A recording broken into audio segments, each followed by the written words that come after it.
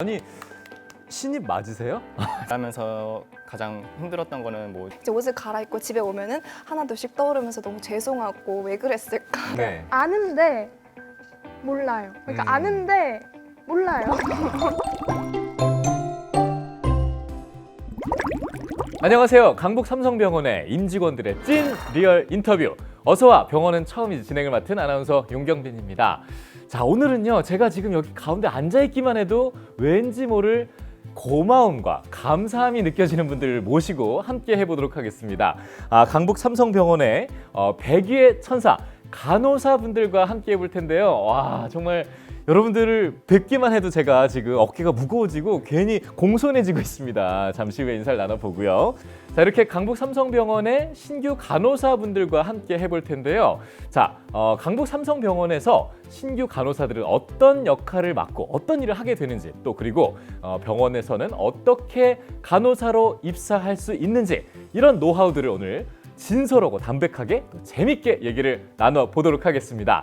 자, 시작하기 전에 한 가지 말씀드려 볼 거는요. 뭔가 좀 오늘 명찰도 반짝반짝하고 뭐가 좀 눈에 들어오는 게 있으실 것 같은데요. 맞습니다.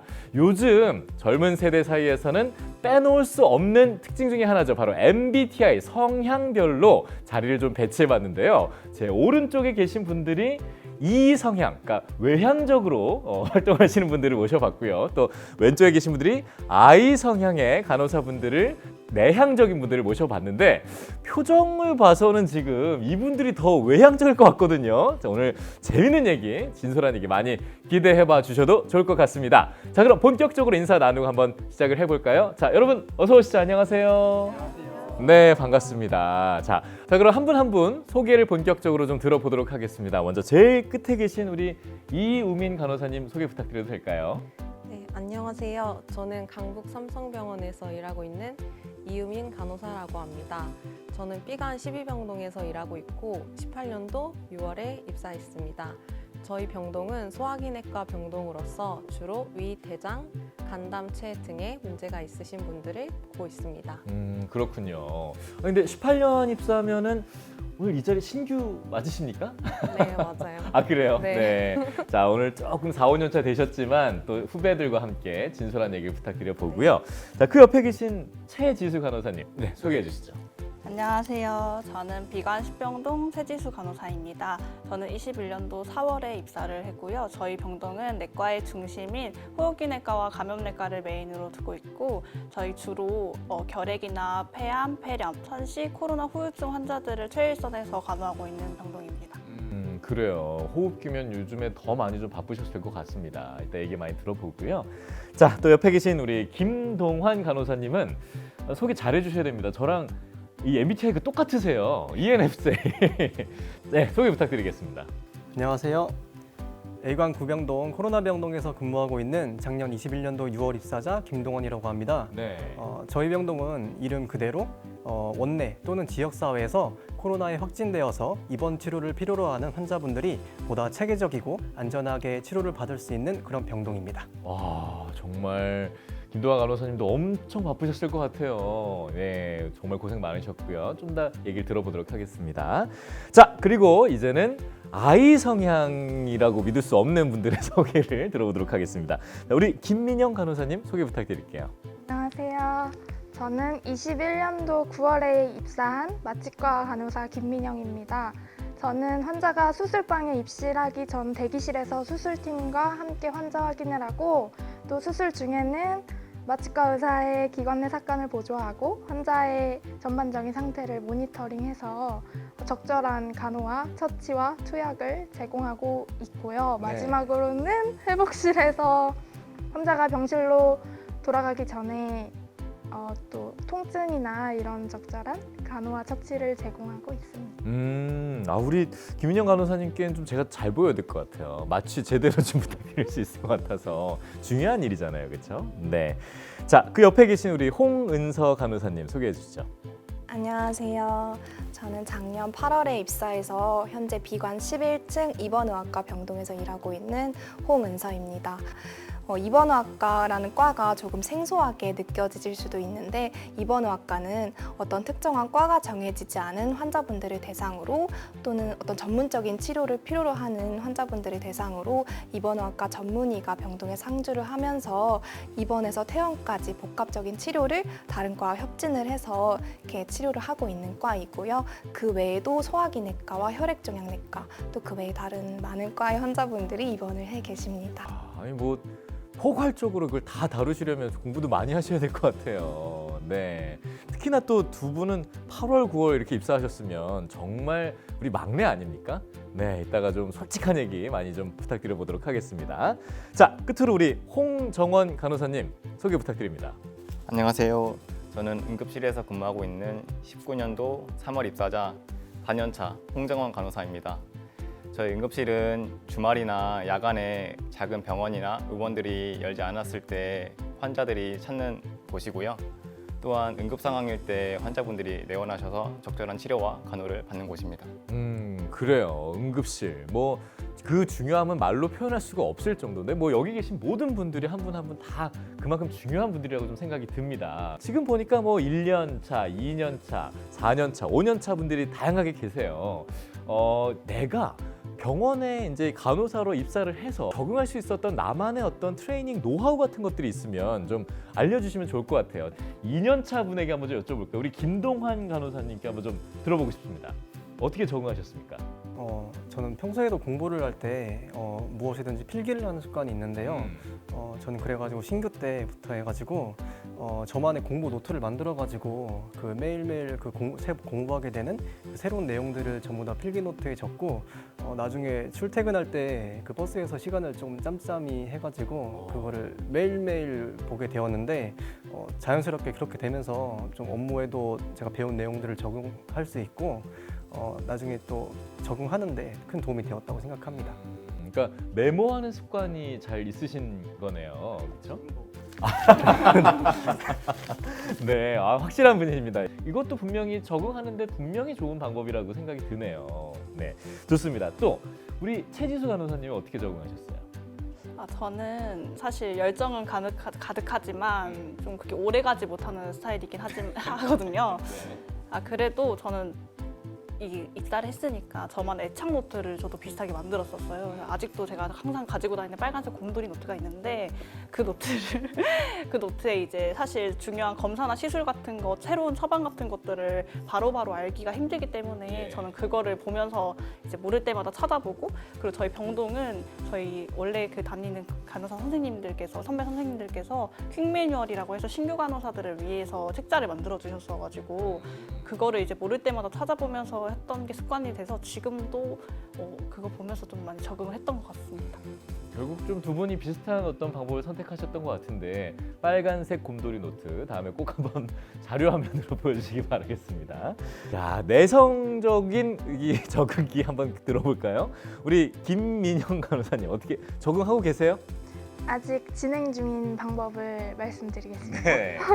두 가지가 있는데요. 첫 번째는 그 앞에서 말씀해 주신 것처럼 그날 배운 거는 그날 바로 정리하는 습관을 들이는 거예요.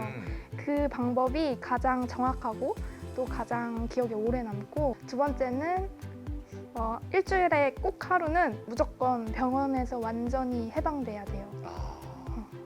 그렇게 해방을 해야 또 이제 다시 에너지가 다 충전되진 않지만 그래도 또 버티고 할 수 있기 때문에 네. 그렇습니다. 저는 마지막 얘기 진짜 공감이 많이 됩니다. 그건 뭐 병원뿐이 아니고 자신의 어떤 일을 하더라도 잠시 좀 잊고 자신을 충분히 쉴 수 있는 시간이 필요하잖아요. 깊은 공감을 했습니다. 야, 이게 아이 성향답지 않은 답변인 것 같은데요. 네, 좋습니다. 자, 우리 홍은서 간호사님 어떻게 적응하고 계세요? 저는 이제 적응을 아직 하고 있는 중인데요. 예.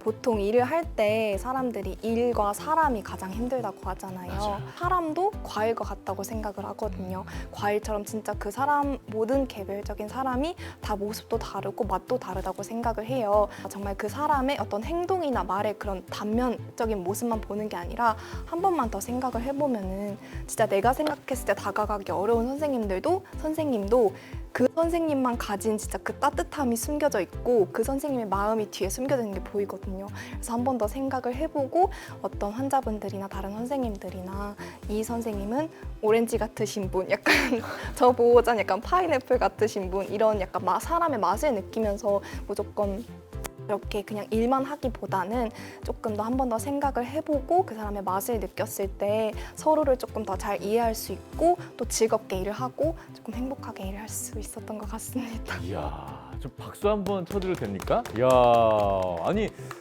신입 맞으세요? 제가 보기에는 지금 이미 한 10년 차 정도의 멘탈이 되신 것 같은 느낌이에요. 근데 이렇게 모든 사람들을 대할 수만 있다면 정말 세상이 아름다워질 것 같다는 생각이 드네요. 아, 정말 좋은 얘기 잘 들었습니다. 감사합니다. 이렇게 이제 여러분들의 적응 노하우를 쭉 들어봤는데 사실 이게 간호사 일이라는 게 병원에서 정말 굳은 일들 정말 많이 맡고 계시잖아요. 그렇지만 그런 만큼 또 존경을 받는 것 같아요. 제가 알아봤더니 이 교육부에서 조사한 바거든요.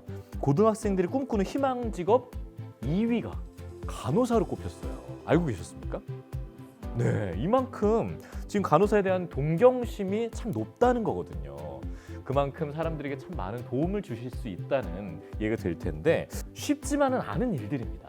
정말 힘들었을 때의 어떤 이야기라든가 기억이라든가 또는 그걸 통해서 나만이 느꼈던 정말 잊지 못할 뿌듯함 이런 게 좀 있다면 이번에는 우리 홍정원 간호사님께 먼저 좀 부탁드려도 될까요? 네. 저는 사실 지금까지 일하면서 뭐 간호사로서 가장 힘들었다고 생각하는 거는 딱히 생각나는 건 없고요. 네. 응급실 간호사로서 일하면서 힘들었던 점은 아무래도 야간이 좀 힘든 편인데 아무래도 주치자분들이 많이 술을 취해서 응급실에 내원하시거든요. 아무래도 술이 취한 만큼 의사소통도 잘 안 되고 인사도 불쌍해지고 뭐 진료 같은 거에 좀 방해도 되시고 뭐 어떻게 저희는 도와드리려고 하는 건데 뭐 어쩔 때는 병원도 나가시고 뭐 어쩔 때는 폭행도 하시고 하시거든요. 일하면서 가장 힘들었던 거는 뭐 주치자분들 뭐 간호하는 것이라고 생각이 되고요. 뭐 보람 있는 거는 모든 간호사 선생님들이 똑같겠지만 아무래도 다 간호를 제공하고 진료를 제공하고 나서 그 감사의 인사 하나 받는 게 참 보람된 일이라고 생각합니다. 홍은서 간호사님 어떤 기억이 좀 있으세요? 저는 이제 힘들었던 기억은 아무래도 제가 이게 3교대로 돌아가는 시스템이다 보니까 예를 들어서 데이 근무자가 자신의 일을 완벽하게 끝내놓지 못하면은 이브닝한테 넘어가고 나이트한테 넘어가고 이게 계속 연속이 되거든요.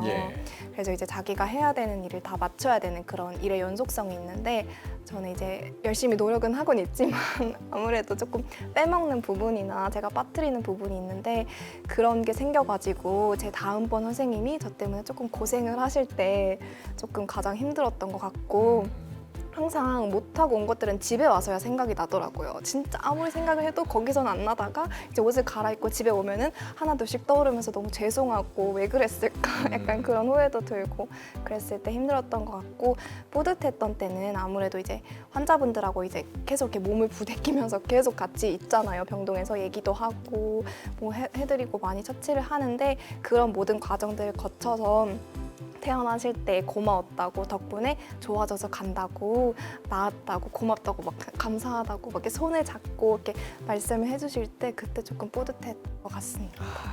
그 한마디가 또 얼마나 또 감사한 일이 됩니까 사실 그렇죠? 근데 말씀을 듣는 동안 우리 김민영 간호사 깊은 공감을 하셨거든요. 진짜 아무리 생각을 해도 거기서는 안 나다가 깊은 공감을 하셨거든요. 어떤 기억이 있길래 또 그렇게 깊이 공감을 하셨죠? 그 실수를 그 한 주 동안 계속 내내 한 적이 있어요. 그래서 막 계속 이브닝 하시는 분들한테 연락 오고 하시는 선생님한테 연락 오고 집 가는 길에 또 저도 생각나고 그래서 카톡으로나 전화로 선생님 정말 죄송한데 이런 못했다 그러니까 이렇게 한 기억이 나가지고 집에 가서 이불킥 많이 하셨겠어요. 그쵸. 집 가면서 너는 왜 그랬을까 이런 생각 많이 했죠. 네네네네. 그 아까 바로 그날 바로 이제 실천을 하는 게 중요하다고 얘기하셨잖아요. 그날 배운 거는 그날 바로 정리하는 습관을 들이는 거예요. 어떻게 된 겁니까? 이게 네. 그렇죠. 이게 네. 아는데 몰라요. 그러니까 아는데 몰라요. 무슨 말인지 다들 아실 거예요. 아는데 이해가 돼요. 몰라요. 예, 애매한데 알 것 같아요. 저도. 네, 그쵸?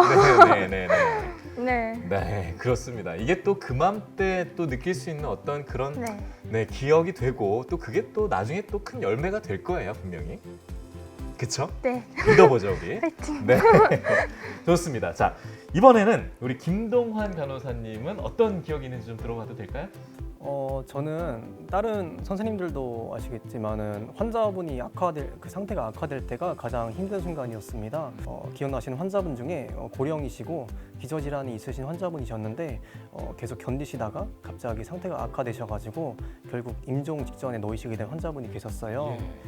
그래가지고 이제 보호자분이 그 병동으로 찾아오셔가지고 마지막에 순간을 조금 이제 직접 그 안에 들어와서 좀 면회를 해서라도 좀 얼굴을 보고 싶다고 그렇게 호소를 하셨는데 이제 코로나라는 그런 감염병이라는 질환의 특성상 이제 감염의 전파를 막아야 되는 입장이기 때문에 이제 그렇게 할 수 없다는 걸 또 설명드리는 게 또 이제 보호자분께서도 그걸 듣고 납득을 하시지만 너무 슬퍼하시는 그런 모습을 곁에서 보는 게 그리고 이제 또 화상으로나마 마지막을 조금 함께 할 수 있는 시간을 가지도록 하는데 그때 이제 보호자분께서도 많이 슬퍼하시니까 그런 분의 곁에서 함께 있다는 게 또 저도 힘든 순간이었던 것 같습니다. 네. 아, 듣는데 제가 다 먹먹해지네요. 예. 그 세상에 어떤 부모 자식 그리고 또 반려자, 배우자들이 그렇게 보낼 수 있겠습니까? 마음이. 그렇죠? 네. 참 힘든 시간을 보내셨을 것 같습니다. 울먹이시는 거 아니죠, 지금? 네. 자, 우리 끝으로 이유민 간호사님은 기억나는 얘기 있으세요?